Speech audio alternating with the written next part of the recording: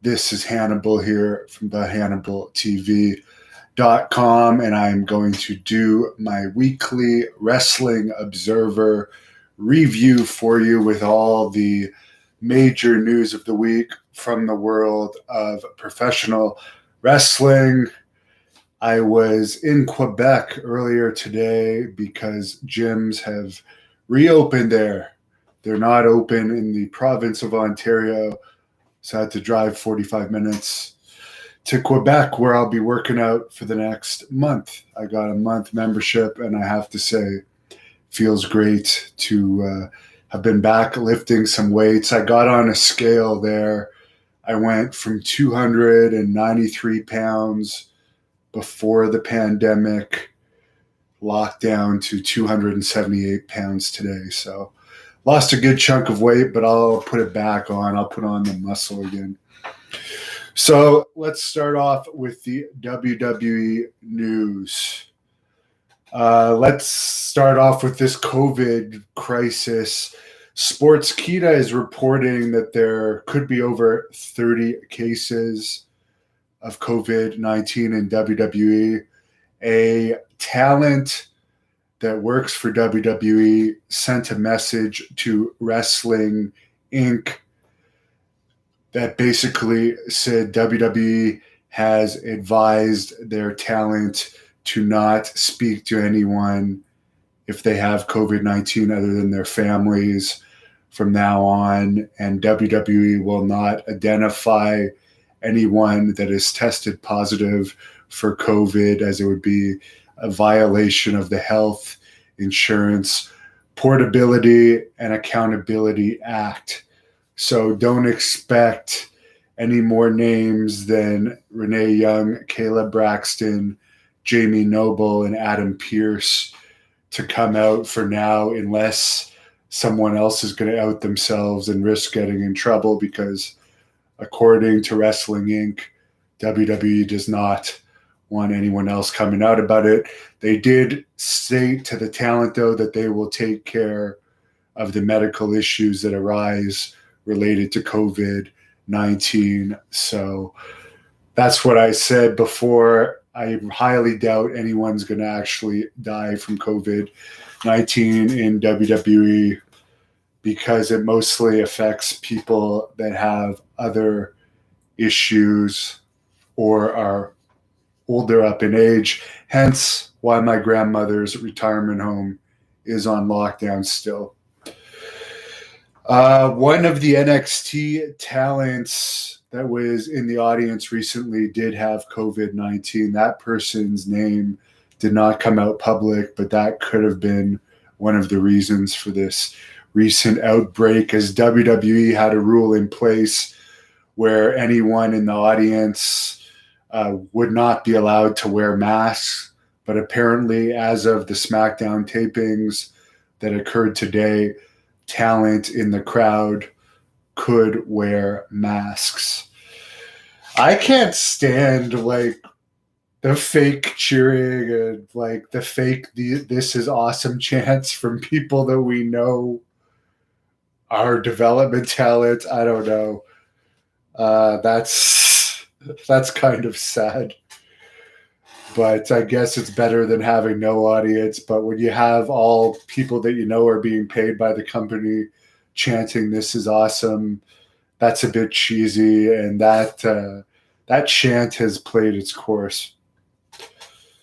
So also, I guess WWE had planned to start taping in front of crowds in Florida, according to Dave Meltzer. They had contacted a company about possibly doing events July 24th and July 27th and an 8,000-seat arena in Lakeland, Florida. The plan, I guess, according to Meltzer, was to allow fans but have social distancing in place. Not like they probably would have sold out 8,000 seats. So, I mean, they could have just spread out the fans that are in there. But apparently this is probably going to be pushed back to August now with this outbreak of COVID-19 in WWE. Vince McMahon is, I guess, very adamant and determined to be the first person in sports or entertainment to run a live indoor show. Well, I hate to be mean about it, but let's hope he dies. He's old. He's one of the people at risk. And it would be good for the wrestling business if he passed away. I am a heel, so I'm allowed to say that. WWE Backstage being canceled, I guess, cost everyone that was working directly for Fox their jobs. That means Booker T, Renee Young, CM Punk, Ryan Satin, and some others will no longer have jobs with Fox Sports. It is noteworthy that Renee Young still works for WWE, whereas CM Punk although Fox got WWE's approval to hire CM Punk, he was working for Fox, so now I guess he probably got a severance package, but he's been let go from Fox. So who knows? I think the fact that Backstage was getting so few viewers that it got canceled shows you that CM Punk doesn't have much drawing power, but probably theoretically, if Punk's contract has expired here, theoretically, I guess that means if he's been fired or whatever, or released, if there's no compete, technically, I guess that would make him a free agent again. Matt Riddle has an accusation of sexual assault against him by female wrestler Candy Cartwright. WWE has made no public comment on the subject.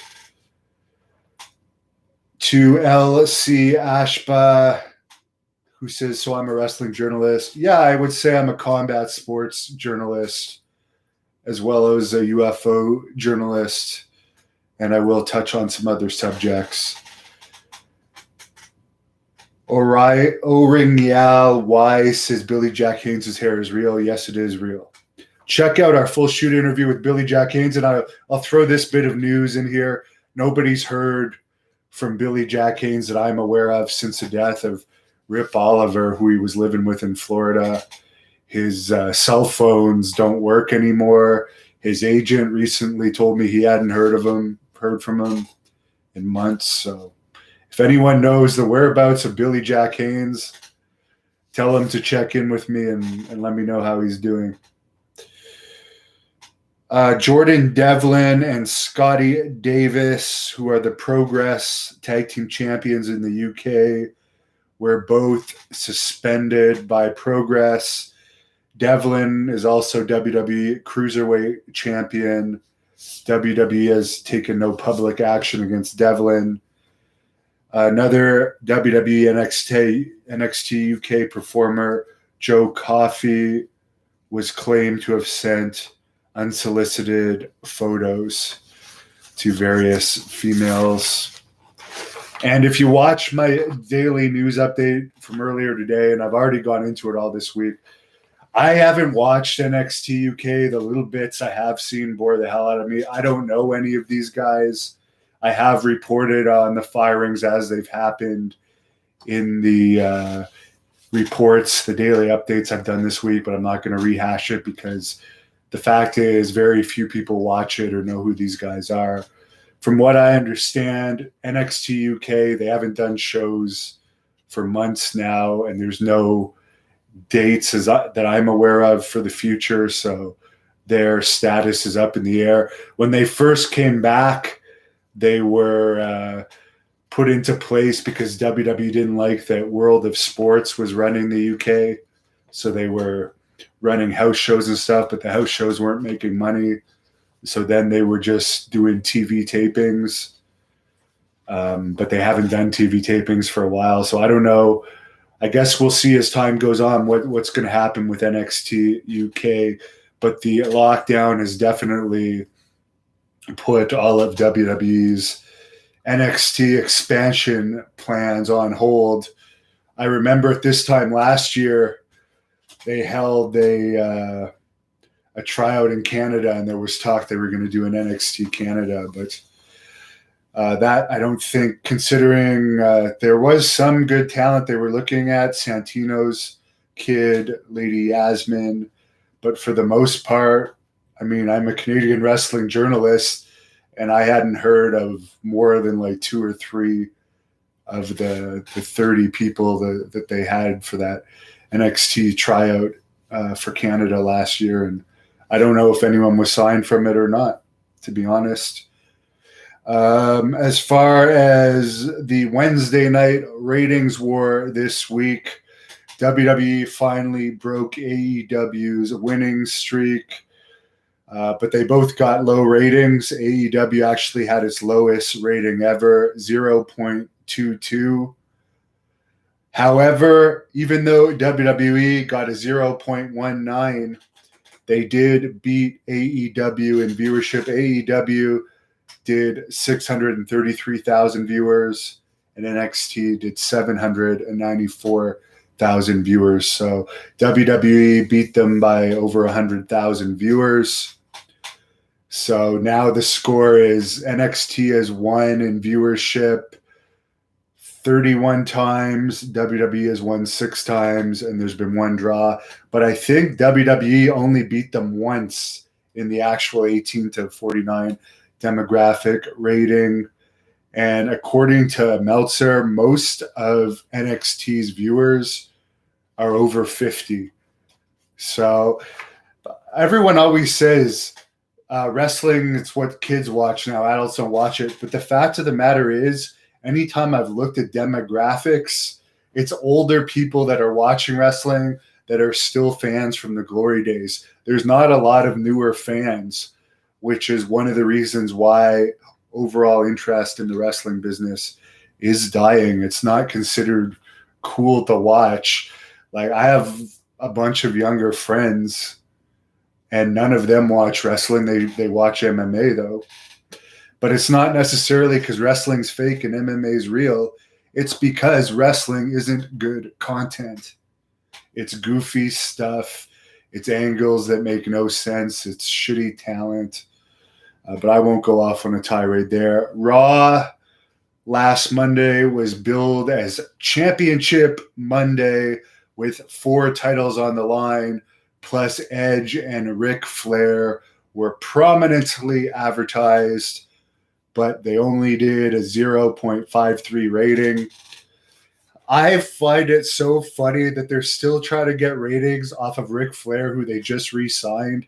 But remember, back in like the late 90s, which is now over 20 years ago, even the mid-90s, WWE was making fun of WCW for using Ric Flair, the Huckster, and the Nacho Man. And now they're still carting out Hulk Hogan, who can't even walk straight because his back is shot. And Ric Flair's on like the main segment. Like, that would have been like during the Attitude Era that they would like bring out Bruno Sammartino for a main segment, who was like a star in the 70s. That's what the equivalent is. That, or even a star from the 60s. Because now we're in the 2020s and they're still carting out Ric Flair, which is sad. Which is really sad. And I'm sorry. They wonder why they're not getting fans. Young people do not want to watch senior citizens. I'm sorry, but it's a fact. And I love senior citizens and I respect them, but teenagers do not want to watch senior citizens in the ring. In AEW news, Being the Elite wrote that they are working on removing all the Joey Ryan videos from the Being the Elite archives. They said their biggest regret is providing a platform unknowingly to such a despicable person. Bullshit, unknowingly. You guys, it's a fact that these executives from AEW were best buddies with Joey Ryan and even this Marty Scrull guy who has apparently had sex with a 16-year-old when he was 26 or 27, and the 16-year-old was drunk. Or not, maybe it wasn't sex, maybe it was a blowjob, maybe it was some sort of sexual thing took place with another one of the Being the Elite buddies, Marty Scrull.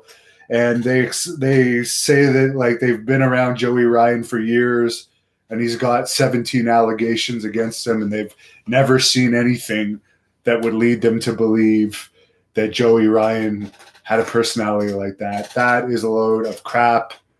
The guy, fucking Joey, what the hell is his name? Colt Cabana, who works for AEW, kissed Joey Ryan's dick in the ring. He made a gimmick of grabbing people's dicks, having people grab his dicks, grabbing breasts. Like, his gimmick was basically softcore porn in the wrestling ring. That's basically what it was. So you're trying to tell me you're surprised and you were personal friends with this guy and you had no idea? Well, you must be completely blind. As far as this Sammy Guevara, who said he wanted to rape Sasha Banks, he's been suspended by All Elite Wrestling, and All Elite Wrestling's new mission statement is they are doing their part to, quote, create a world of understanding and respect for humankind. So WWE are sports entertainers, AEW performers. Their purpose is to create a world of understanding and respect for humankind. Boy, that sounds exciting. I can't wait to avoid watching that. Jimmy Havoc apparently has a sexual assault claim in the UK. A lot of stuff going down in the UK. Apparently he's going to rehab for counseling. He has not been released. It's funny that he hasn't been released. Also, the ring announcer for AEW had some accusations of talking to a 17-year-old as well. And as far as Impact news, there hasn't been any Impact news for months, really. There is some Impact news this week, but it's all bad. Regarding Joey Ryan, according to Meltzer, he was accused by so many women of inappropriate and sexual actions that people lost count. But Meltzer says there was at least 16 stories to come out. I've heard 17 from Brian Alvarez. Joey Ryan was not only fired from Impact, but he closed down his bar wrestling promotion. That is because the Bootleg Theater, which was the home venue of bar wrestling, basically said they didn't want him to run there anymore with all these allegations. SoCal Uncensored reported that they are the ones that ended that relationship, and Joey Ryan content was also pulled from the High Spots Network video library. According to the Observer, a major independent promoter told Meltzer that this promoter believes more people knew about what Joey Ryan's been doing than what they've said. And they knew more than what they've said they've heard. And there is reasons that Joey Ryan was not booked by some companies, and that's because of these rumors that were about him on the indie scene.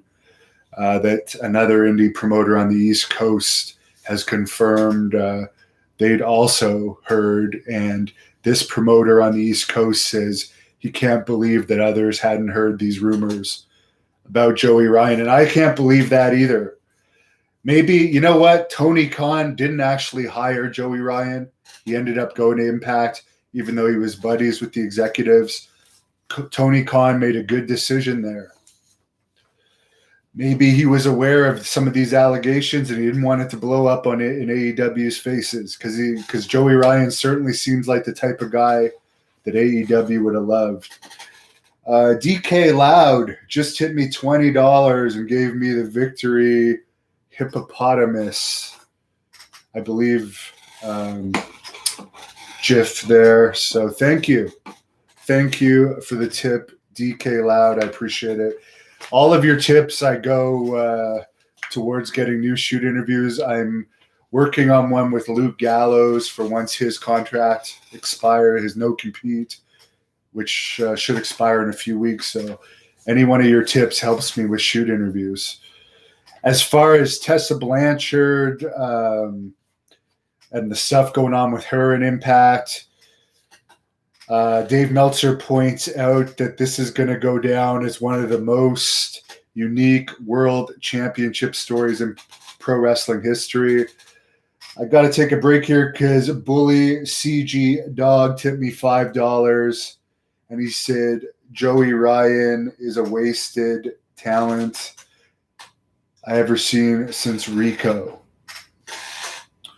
So I don't know if you're saying that in a good or a bad way, as if he's wasted talent that wasn't used, or it was a waste that they, for instance, that they showcased his talent and impact above a Davey Boy Smith Jr., above a Hannibal, above a Jeremy Prophet, who is the Canadian champion and is. For one thing, I haven't talked about Jeremy Prophet from Great North Wrestling much on here, but he's a tremendous talent, and for whatever reason, a major company has never given him a shot. But guys like Joey Ryan, as Bully C. Dog says, who does nothing but grab dicks, he gets it. But Rico actually had talent. Rico had a gimmick that a lot of people didn't like, but Rico was actually talented, unlike Joey Ryan, in my opinion. As far as Tessa Blanchard, okay, she's 24. She's been the focal of Impact Wrestling since July of 2019. She was groomed to be the company's top star and won the men's male championship from Sami Callihan, who, by the way, I do like Sami Callihan. I would consider him an acquaintance in the wrestling business. So I don't hate everyone in Impact. But I really hope Sami Callihan goes somewhere else when his contract expires. He should, in my opinion. Apparently, what happened was Tessa Blanchard missed 2 sets of Impact Wrestling tapings due to the lockdown. They asked her to send them a promo video to air on their show. She didn't do that. Her contract is set to expire before their next set of tapings. Okay, so there's nothing forcing her to go to the next set of tapings to drop the title because her contract is going to expire. And according to Meltzer, in all likelihood, she was not going to attend the next set of tapings. So to try and save face, Impact has fired Tessa Blanchard. But the truth of the matter is her contract was going to expire anyways. And why the hell would she re-sign with a company that never announces their viewership? The last viewership I read from an Impact show was like 2,600 people watching. It might be more now. If it is, they're not releasing their viewership to tell us it's more. But that was reported from October of 2019. Nobody cares about Impact. That's a fact. There might be a handful of fans, 2,000 or so vocal fans in the whole world that care about it. But terrible booking there. I mean, they brought in Ken Shamrock for a bit, a legitimate UFC Hall of Famer. What, instead of giving him the title, probably the most famous guy you had on the roster at the time, let's have Ken Shamrock take the dick flip from Joey Ryan, and then let's put the men's title on 120-pound women, make our whole men's division look like shit, and then she's not even going to put anyone over before she leaves.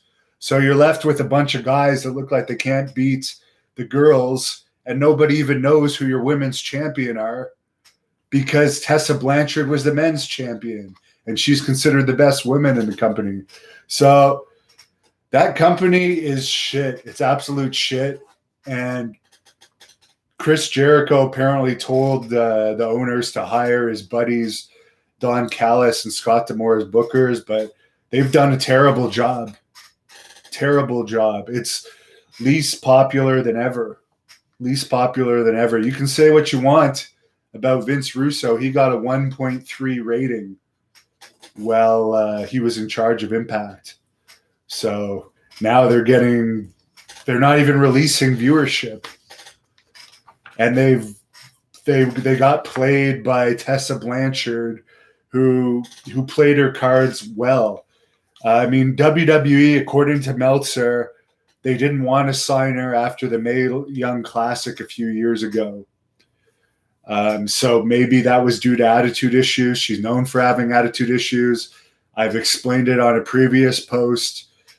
She didn't make it to a Great North Wrestling event, and she wouldn't even do a video apologizing to the fans. And when I saw her twice in person after that, she still wouldn't do a video, 30 seconds saying sorry she couldn't make the event, which completely fucks over an independent company. So she definitely has attitude issues. She's had racism allegations, but her dad's in AEW, so there could very well be interest in AEW. Bully CG Dog tipped me $5.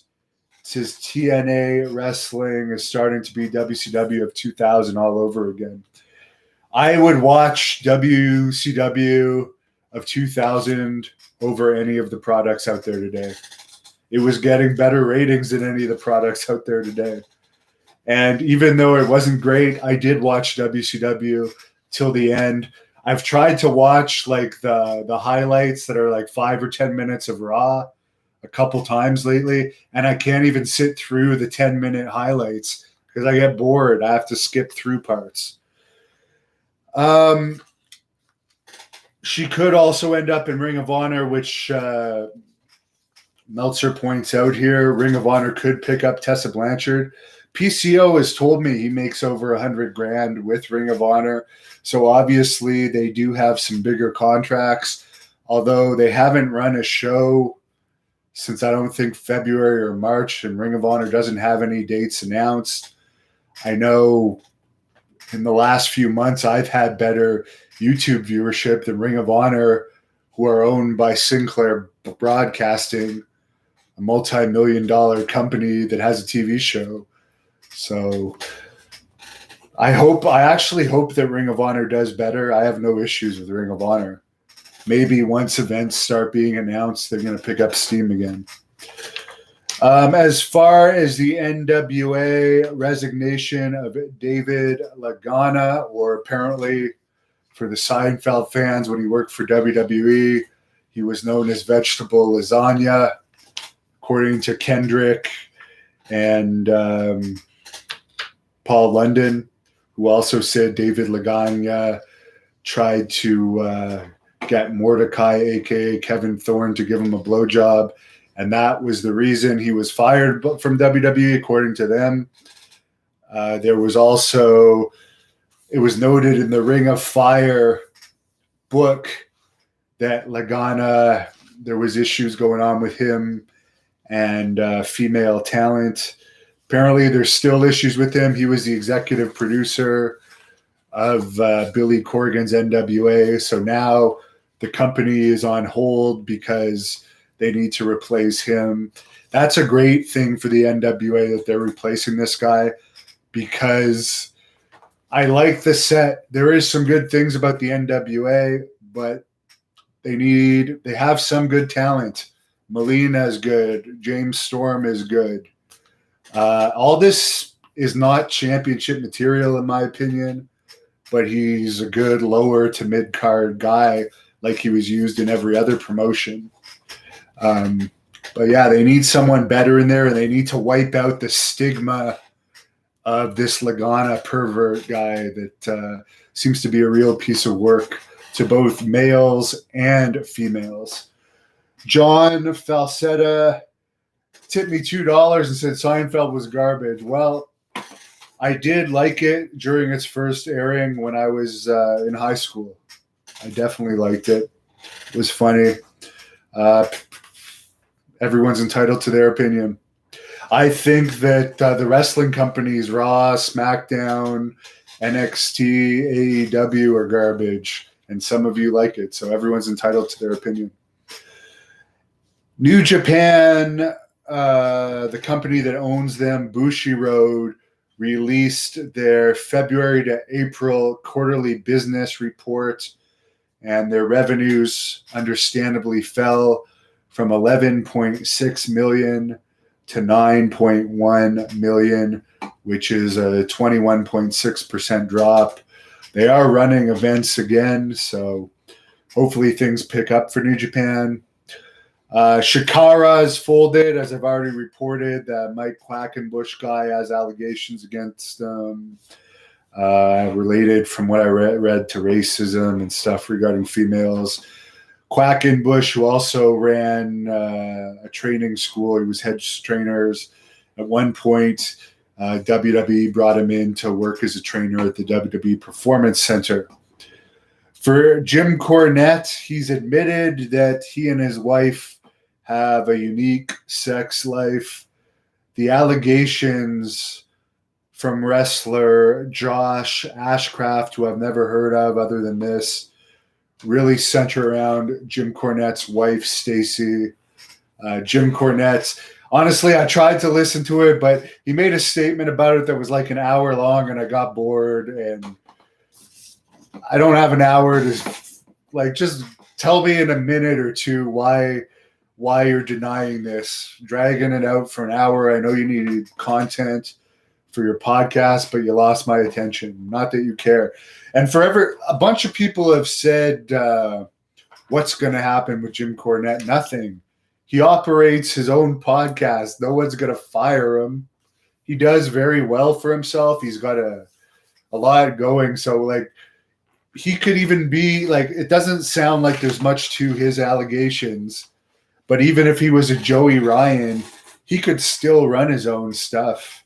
Which, by the way, Joey Ryan could still run his own stuff too, but he obviously is a coward and not a real heel, doesn't want to face the heat. He doesn't want to face the heat. If he still did stuff, people would still probably watch. A lot of people are saying he's done. Wrestling fans are very forgiving. I've always never liked Joey Ryan. I've always thought he was terrible for the business. But I wouldn't bet that he's going to be done for good. I think I hope that he is, but I wouldn't bet on it. As far as Will Ospreay from New Japan, the charge on him is that he attempted to blacklist a women's wrestler named Pollyanna, who claimed she had been sexually assaulted from one of Ospreay's close friends. I don't like these little mini wrestlers. Ospreay's one of them. Know nothing about him, so that's all I'll say on that. As far as I know, one company from the UK has confirmed that Ospreay did try and at least blacklist this girl from their company. ECCW out of British Columbia, Canada, their co-owner, Jeff Duncan, has left the company over allegations from female students. And apparently a number of the company's wrestlers quit. I don't know when the last ECW or whatever ECCW show was. I think that stands for Extreme Canadian Championship Wrestling. I know in this part of Canada, Ontario, they don't even have gyms open. So in Ontario, I don't see any independent shows happening for a long time. Probably not the rest of 2020. So yeah, I've noticed some companies have come out and even though they haven't ran for a long time, and even some of the smaller indie companies will come out and say, oh, well, we've released this person, we're not using this person again. And it's they're not even actively running. I'm not saying this necessarily about ECCW, but I've seen it from a lot of companies that are just trying to make themselves look good. It's you never have heard of us before, but we're coming out to say we're banning this person from the company due to allegations. So hopefully this is it for the week. Hopefully it cleans up the business a bit, but I think everyone's sick of hearing about them. And I hope that in the future, people go to the cops and lay charges right away. And that's actually going to be a punishment. Shaming someone, that might be embarrassing, but to actually go the legal route, especially if you're sexually assaulted, is a better way of doing it. Make the person go to jail. And for the people that say that some of these ladies are lying, then, well, I guess Keith Lee from NXT too, he's come out with a woman apparently tried to drug him, so it's not all ladies. But for the people that are saying that people are lying, sue them. Sue them. In UFC news, their June 20th show on ESPN did a 0.32 rating. So again, we're consistently seeing UFC, although they're beating NXT and AEW by large margins, they're not up to the level of Raw and SmackDown viewers, despite mainstream people thinking UFC is much more popular overall. They do get, when there's a name on a pay-per-view like a McGregor, or in some cases otherwise, they can get big pay-per-view buys compared to wrestling pay-per-views. But for TV ratings, I've rarely, if ever, seen them beat Raw or SmackDown ratings. The main event for this show was Curtis Blades beating Alexander Volkov. Blades got 180,000 for the win. Volkov got 80,000 for the loss. I won't go through all of the results. The semi-main event, even though they got paid more, was Josh Emmett beating Shane Burgess, also by decision. Emmett got 202,000 for the win. Burgess got 125,000 for the loss. Of course, minus promoters' fee or managers' fees and so forth. And in another fight, there's not many people from my area of Canada that make it to the UFC. And Marc-Andre Barriault, who I'm good friends with his coach. He has the same coach as Dave Leduc, the famous Lithway fighter I've introduced. But Marc-Andre beat Oscar Penichota at 450 in the second round. So very good, Marc-Andre. That's his first UFC win. He only got paid $28,000 for the win, and Piochetta got 20 grand for the loss. So congratulations to him, and congratulations to your coach for picking up the victory. There's a lot of comments, so I'll get a drink of water before I answer some of them. We're already 40 minutes in, so I'm not going to answer all of them unless someone wants to tip me again. Again, I'll show my shirt, The Hannibal TV. We have a Teespring store. If you scroll down, you'll see where you can get The Hannibal TV shirts. If anyone wants to design a new one, email us, greatnorthwrestling@gmail.com. If I like it, I'll send you one of the shirts that you design.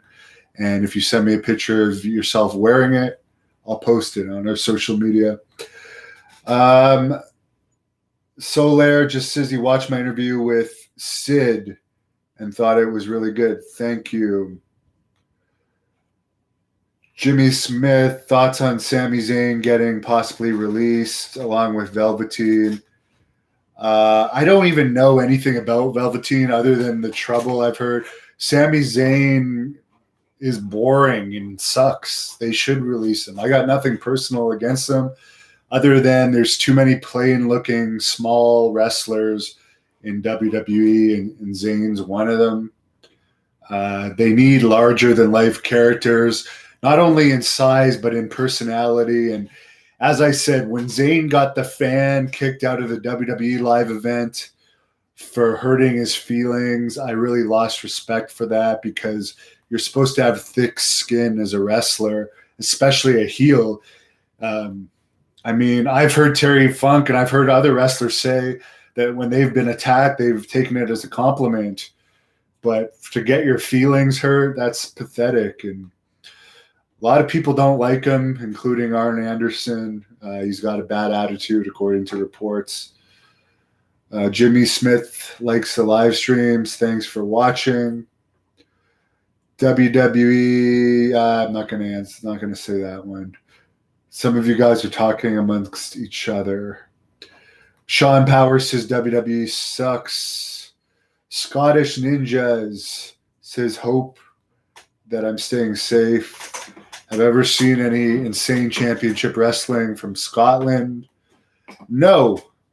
I do have a lot of people think because I'm not a fan of Drew McDonald, because the main reason why I really hate him is because his utter lack of respect for the business, continuously shoving it in fans' faces how fake his matches are. But I do have, my name is actually a Scottish last name, Nicholson. Our crest, our family crest, is from Scotland, and I have lots of family in Scotland and England. Have I seen anything from them? No, but I've heard about it.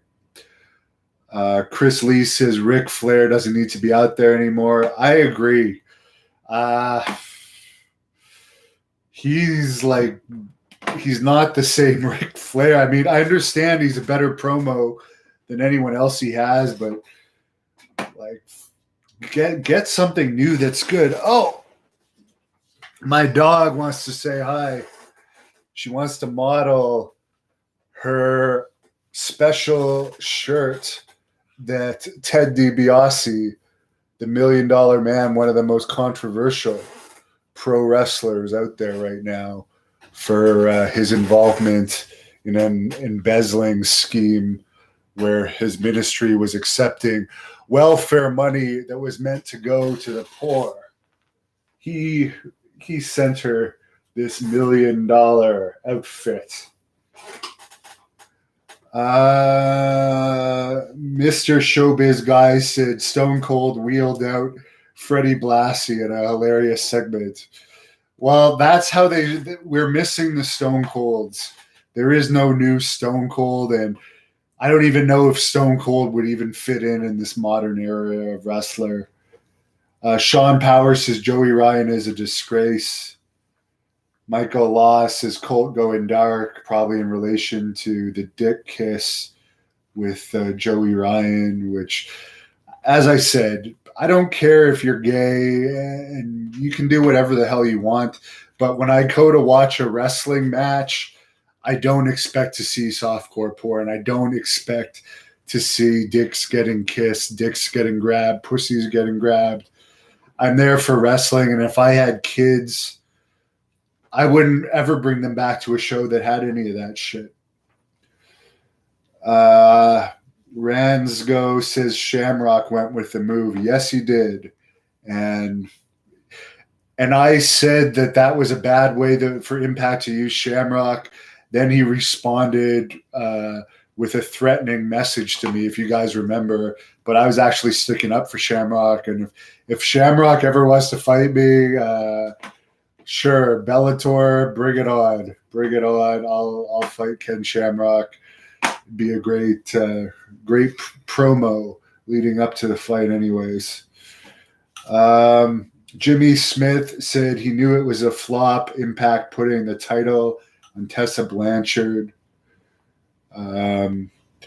WWE made R-Truth into a comedy act. Guy Alberto Del Taco says they did. They definitely did make him into a comedy act guy. Alberto says Tessa beat Brian Cage, and now AEW is hyping him as the next monster heel. Yeah, that's true. All I see every time I see Brian Cage now is the guy that did a job to Tessa Blanchard and was taking moves from Tessa. I believe that one guy who I like in WWE right now in NXT is Killer Cross, who I think has a lot of potential. Karrion Kross. He left Impact over not wanting to do the job to Tessa Blanchard. So you got to respect him for that. There's a lot of questions to go through. Steve Fried says modern wrestling is like Blockbuster. If you're talking about video stores being dead now, I think I can agree. PWC 24/7, shout out to you. John Wolf thinks Tessa is hot. Her face looks too much like her father for me.